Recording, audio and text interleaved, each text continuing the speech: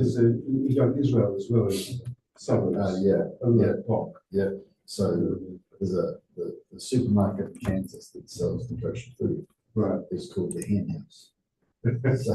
so I'm getting this receipt coming through and trying to see the statement of it, and the thing is it's the Hen House. What are you be doing? All right, let's get started, everybody. Okay, so we're starting a new Shayla today. Oh, sorry.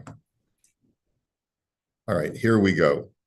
So the name of this tshuva is Tashlum L'Shomer Kishalo Nehenem Mishemiraso. Paying a shomer when I didn't benefit from his guardianship. So what does that mean exactly? All right, let's take a look. Natati l'shachen sheli lishmor li al tachshit mesuyam. I gave my neighbor a valuable piece of jewelry, and I asked him to watch it. Uvetimura lezot hitchayavti la'asot lamano esek she'yeh lo mimenu revach gadol. And I said, in exchange for you watching over my valuables, I promise that I will arrange some kind of business arrangement for you by which you'll make a lot of money. In other words, I'll open a door for him. You know, that was the arrangement. Aval hashachen hitna sheyishmor et hatachshit b'tanai sheyilo din shel shomer chinam v'nignav hatachshit. The neighbor said, I'll only watch it for you if I have the status of a shomer chinam, of a free guard. In other words, I don't want it to have the level of responsibility of having to be liable for theft and loss. I'm willing to be liable for negligence, but I don't want to be liable for theft or loss, because if someone finds that I have this thing in my house, someone may break in and I don't have a safe or whatever. So haim ani chayav lasot lemano et ma she'itchayavti kevin shesof sof nignav hatachshit velo hirvachti mishmirato klum. So here's the question. The question is, am I obligated to compensate a shomer when I didn't end up benefiting from his protection? In other words, the larger question is, if I hired someone to do security, and he ended up, the item got stolen anyway, do I still have to pay him? Do I have to pay a security guard when he wasn't doing it? He did his job, but he didn't do it well enough to protect my valuables. So do I still have to pay him? That's the question. I mean, you could say, I hired someone to watch my dog. The dog ran away. Do I still have to pay the guy for watching my dog? Or there could be any number of different instances like this. This happens to be the specific shaila. There was an arrangement of a quid pro quo that in exchange for you watching over my item, I will I will create some kind of business profit for you. Doesn't matter really what it was, but there was some kind of agreement for compensation. The guy did what he was supposed to do, but it got stolen nonetheless. Do I have an obligation? Okay. He did what he was supposed to do. You think you'd have to get paid, and it's a separate matter. Well, I don't know that you can say that it's completely separate. I mean, the whole reason I paid him was so let's see. I don't know if it's a separate matter. I guess it depends on what we mean by he did what he was supposed to do. Well, he kept it in his house, locked the doors, but someone broke in. So he's not liable. He's not liable for paying for the item that was stolen. Yeah. So he's covered his liability. So he's not liable for the item that was stolen. But now he wants the compensation. He wants. I suppose the question is, what was the time frame from when he was given the item to when he lost it?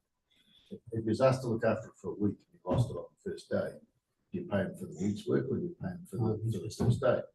Or you pay it at all. or just pay them at all. Right. But if you had it for 5 days out of the 7 and it got stolen on the 5th or 6th day, Right. now you owe them for Right. for the So past. here the compensation that was agreed upon was one specific favor, Right, irrespective of. irrespective of time. Right. But maybe That's time will be a usually factor. Okay, Daily payment. or something. all right. Or prorate. So let's take a look at the tshuva. So he says, Yesh lanu arba'a shomrim batorah. We know that there are 4 different kinds of shomrim in the Torah. We've learned this multiple times. Shomer chinam, shomer zacher, socher, v'shoel. The unpaid guard, the paid guard, the person who rents property, and the person who borrows property. Shomer chinam pater migneva va'aveda. So the shomer chinam, who's doing a favor without getting anything in return, so he's exempt if the item is stolen or lost. The shomer sacher chayv b'gneva va'aveda. A paid guard, because he's getting benefit, has a higher level of responsibility, and he'll be liable for theft or loss. And socher dino keshomer sacher lahalacha, and a renter has the same status as a paid guard. He's benefiting from the object, but he's also paying for it. So there's benefit to both parties. And v'shoel chayav afilu ba'onsim, and a borrower has the highest level of liability because its benefit is purely to him without any benefit to the owner of the item. So therefore, he'll be liable even if a completely accidental mishap occurs. Aval yachol shomer sacher lahatnot shalamrot shehu mekabel sachar dino yihiyeh kishomer chinam v'yeh pater migneva v'aved. But as the Gemara says, a shomer sachar, a person who's getting compensated for his guardianship, can always negotiate at the outset of the watching that he only wants to be a status of a shomer chinam. He doesn't want to be liable for gneva v'aveda. Just like, you leave your clothing at the dry cleaners and they give you a ticket that says not responsible for theft or loss, right? Now, in reality, they are a shomer sachar. They're getting compensated for watching their item plus cleaning it, right? So they are getting compensated for storing it, but since they negotiate at the outset of the contract that they're not responsible for theft or loss, they have a right to do that. So if then afterwards their store gets broken into, you can't hold them liable because that was the contract that was made at the outset of the arrangement. The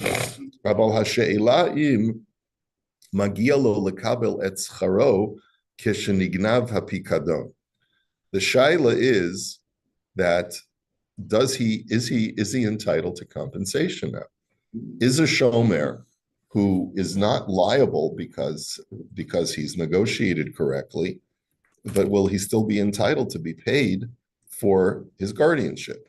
Hagemara omeret b'maseches Bava Metzia, Adam shehu shomer sachar, shehu shomer chayfetz shel hekdesh, v'nignav onevad, patur afilu mishvua.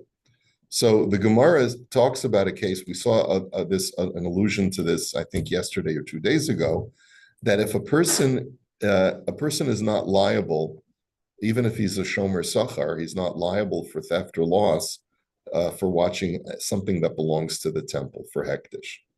He's only liable for privately owned items, not items that are owned by the temple. And he doesn't even have to take a vow, which would normally be imposed upon a person who claims that something was stolen. He'd have to swear that he didn't keep it really for himself. But in this case, since it belonged to hekdesh, he's exempt from that as well. Umaksha hagamara shamei habraita b'nei ha'ir shesholchu sheklein v'nignevu o sha'avdu nishbayin legizbarim. So the Gemara asks a question that what happens if, the machatzis shekel, which is what everyone in Israel has to donate before, in the month of Adar, okay? And they do it for the purchase of communal sacrifices. Everyone donates their shekel.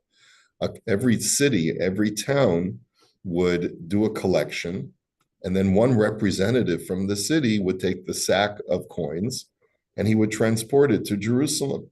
That's typically how they did it. What happens if the guy is held up on the way to Jerusalem and all of the coins get stolen? So the Brisa says that a vow has to be taken by, I think, the transporter to swear that he hasn't really kept it for himself. So how can that be if you're telling me that if a person is watching over something that's been a sanctified object, he doesn't take a vow? You see from here that he does take a vow. The Tirza Hagamara Sham Shemedubar b'Shomrei Sachar v'Nishboim lekabel scharam.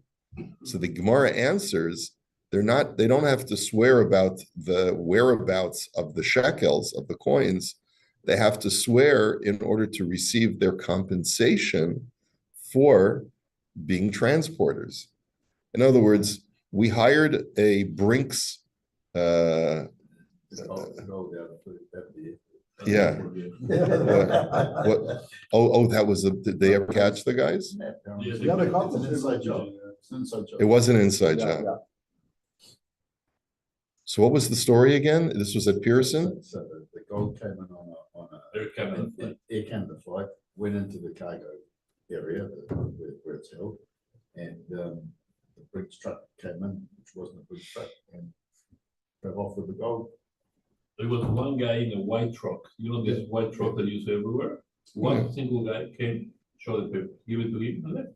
No, but there was more to it. What they did is they copied a different manifest that they handed From in. a previous day. Yeah, from a previous shipment. So So they just changed the they date. didn't know, the guy who just took out the gold thought he was just taking whatever was showing on the manifest, and the manager of the place was inside. There's like 2 or 3 guys inside who were involved with it. Really? Yeah. Did they recover the gold? No, they recovered some of it. Some. They said it was melted down. And then there was a jeweler who they took the gold to, who melted it down, and so it was a whole operation. There was a number of people involved, a number of people arrested.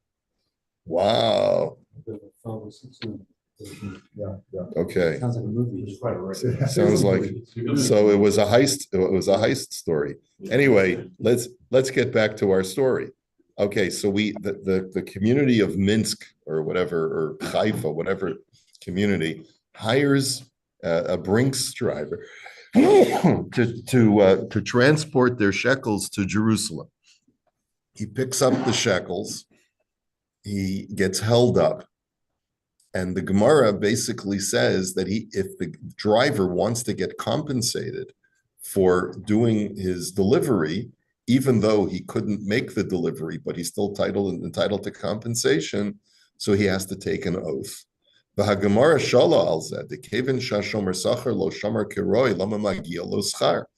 the Gemara asks, why should he get compensated? He didn't do his job. He didn't deliver the goods. Upirish Rashi, Shaharei nishtabdu l'shomran migneva va'aveda v'almanas keno yunot l'nschara v'harei hishlimu malachtan. And Rashi says that they were held liable for theft and loss. And it was only on that condition that they would be liable for theft and loss that they could be compensated. And they didn't fulfill their job.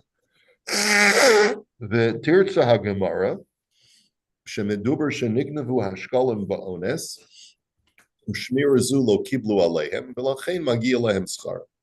And the Gemara responds, it's because we're not talking about regular theft or loss. We're talking about armed robbers, where even a Brinks truck, if guys come with sawed-off shotguns or with AK-47s as they're loading up the truck, and they say to them, and they kill one of the guards, and then it's the heist movie, right? We're back to Hollywood again. Yeah, right. Movie here, Rabbi. Watch too many of these. They're so You formulaic. can't take the Californian out of the wrapper. Yeah, no. The problem is that it's like what I've just described is at least 50 movies that are out there, right? Yeah. So they shot one of the guards. They showed that they were serious, and now the other guys have no choice. So that's called listim mizuyan, That's called armed robbers. And that's called onus. That's not called theft or loss now. That's a higher level of shamir. And right, and that's not a level of liability that they hold themselves liable for. So because of that, they're still entitled to compensation according to the Gemara, because they never accepted upon themselves to fulfill their job with that level of threat presented to them. And that's the reason why they're entitled to compensation. It's a full, let's say if they go halfway, it's full compensation or just the way, they got half the way. Yeah, no, they didn't even get half the way. They may have gotten held up after driving 100 meters. We don't know. But the point is that they're still entitled to compensation from the community that hired them, or actually from the Beis Hamikdash, depending upon who hired them to transport the shekels. V'hochiach mikan maharas ason. Degam b'shomer sacher shehitna liot keshomer chinam v'nignav apikadon. And so, as the Sefer Torah Emet from Maharas Ason, I don't know who this is, he paskined that if a shomer sacher negotiates to only be liable as a shomer chinam, and the item gets stolen, lamrot shehu patur, arei lo hishlim melachto v'lo yekabel schara. He says, if the item gets stolen, even though he's patur from having to pay back the item that was stolen, but he didn't fulfill his guardianship, and therefore he's not entitled to compensation. He was liable, in other words, he was hired to watch over an item. And in other words, even though there was theft and loss, he was supposed to make sure that the item would not get stolen. That's what I hired you for. And you didn't do the job. So fine, you negotiated that in case of that you're not responsible for theft or loss, but you also didn't do your job correctly. And therefore, from this Gemara, he wants to argue that he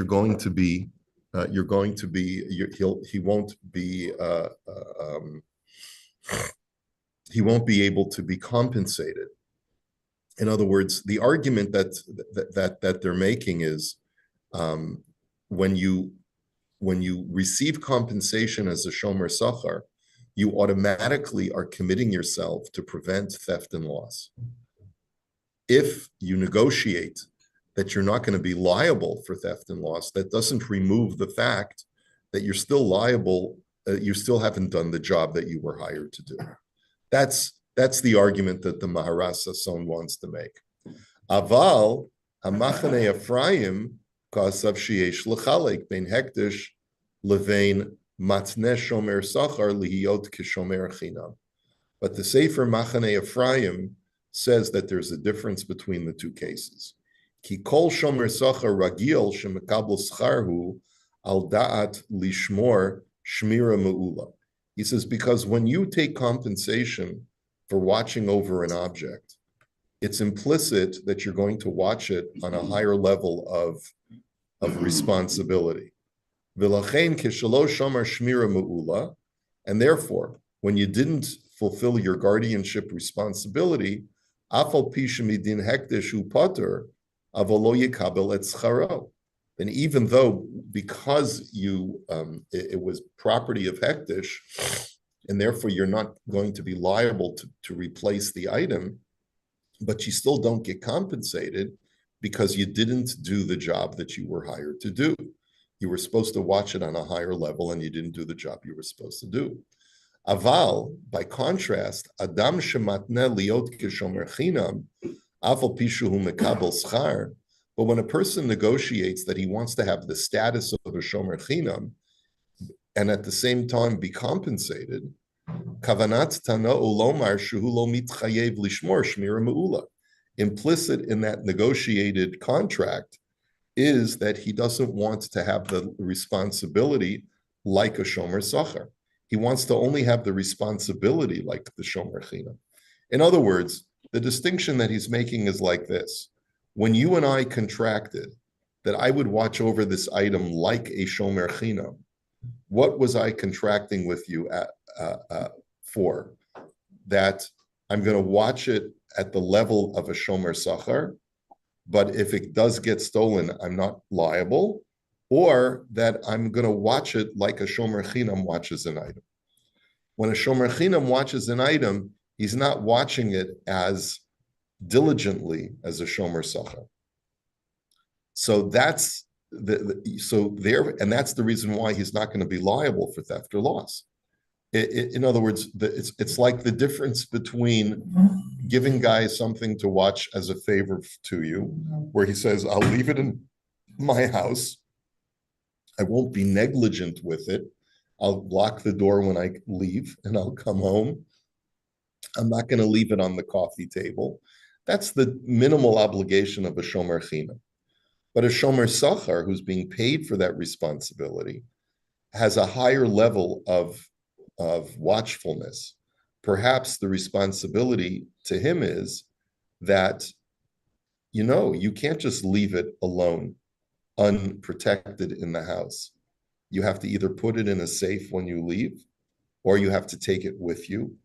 In other words, there's a higher level of watchfulness that is implicit when you contract with a shomer sachar versus a shomer chinam.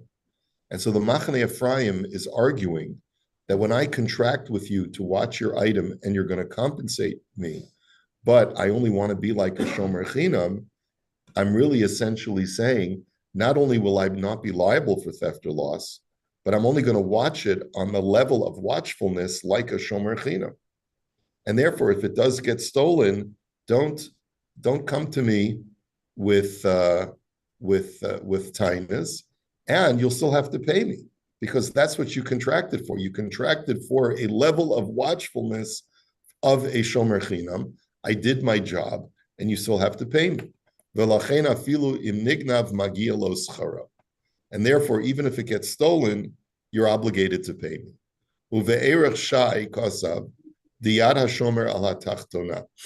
So the Erech Shai, noting that there's a machlokus in how we view this contract, the Maharas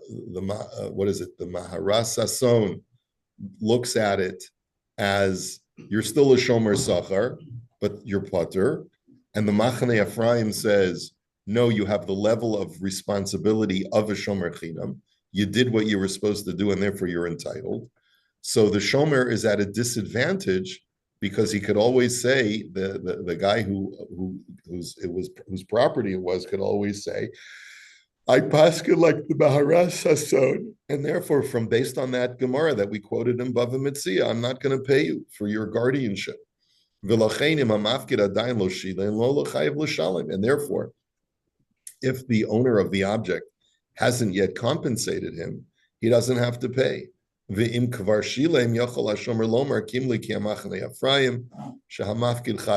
you guys doing? Huh? Huh? You're having a what? Is it? But it's not here, is it? I'm going to mute Wayne. Wayne, we just had to mute you. Okay. All right. So Rabbit. Sorry, pocket dial. So maybe I watched one of your movies there. So somebody is a paid watchman, and he put it in the safe, and with a whole bunch of lasers all over the place. So somebody. Oh, the lasers. Yes. Yeah, Yes. Okay, so, And then Tom Cruise whatever. comes in from the ceiling on a pulley. Yeah, Yeah, right. so definitely the watchman did his job. And Yes. In the meantime, well beyond what he could do, and then he broke in or whatever, so he doesn't get paid. He does get paid. He did. He does get paid. He's entitled to compensation. He did his job. He's entitled, and he did it at a level that a shomer sachar has to do it. So he gets paid. The question over here is, when I contract that I'm going to be like a shomer chinam, even though you're paying me, what does that really mean? That I'm going to be like a shomer chinam, like an unpaid guard? So the question is, does the fact you're getting paid for it shift your status of a shomer? Well, it does. Even if he states himself that He's Yeah, gonna get paid and he states Right. himself that I'm gonna do this, but because it's Right, getting paid. right. The question is, what is that contract? How do you interpret that contract? Do you interpret it as you're going to pay me even though I'm only watching it at a lower level? Or does it mean I have an obligation to watch it at a higher level, but I'm still not going to pay you in the event that it gets lost or stolen? So in a case that you're discussing, right. So with the case with the lasers, I think, sorry, I want to just take that back.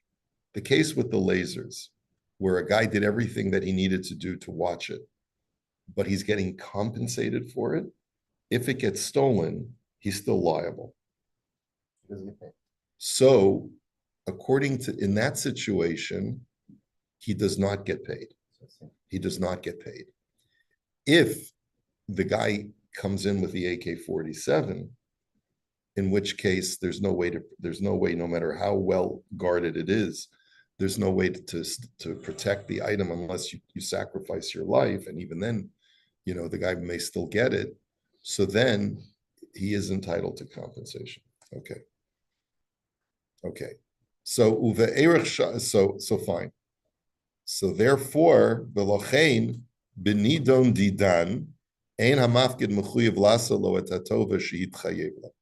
And so therefore, in our case, the guy who owned the object, the article of jewelry, he asked his neighbor to watch it. His neighbor says, fine, I'll watch it for you. I want you to do me a favor in exchange, but I also only want to be like a shomer chinam. So according to the Maharas Sasson, since he's only asking to be like a shomer chinam, the Maharas Sasson says that his level of liability is the same. He failed to do his level of guardianship that he was supposed to do, and therefore, because it got stolen, and therefore he's not entitled to compensation. And therefore, the owner of the jewelry is exempt, does not have to do that favor for him. Okay? So, in looking at this, the Makor Baruch says, Bior machluk hatam nir'eh. D'hinei yesh lachkor b'shomer sachar shemat liot k'shomer chinam. So the question is, how do we look at exactly what we spoke out? How do we look at when a person contracts to be a shomer chinam? How do we interpret that negotiation? Ha'im hatanai moa lishanot et etzem chiyav hashmira shelo she'achshav hu chayav lishmor rak shomer chinam v'lo b'nitiruta yatera. Oh, shalom chayav lishmor nitiruta yatera kishomer sachar l'shapoter michiyuv etashlumin shel somer sachar. Exactly the way we said it.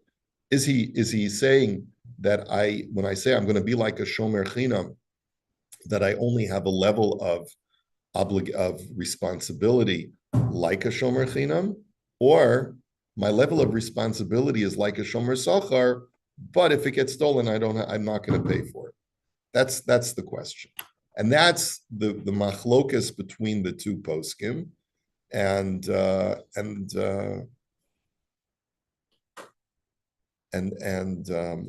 that's the reason why there's this machlokas. So the owner of the item which was stolen can always say that I hold that when we contract that you be like a shomer chinam, you still had an obligation to watch it at a higher level of watchfulness. You failed because it did get stolen, and therefore I don't have to do the favor for you. I don't have to compensate you. Okay, we'll hold it here for today. Even though the person at the time said it was only going to be. Sorry about that interruption, Rabbi. Sure. Have a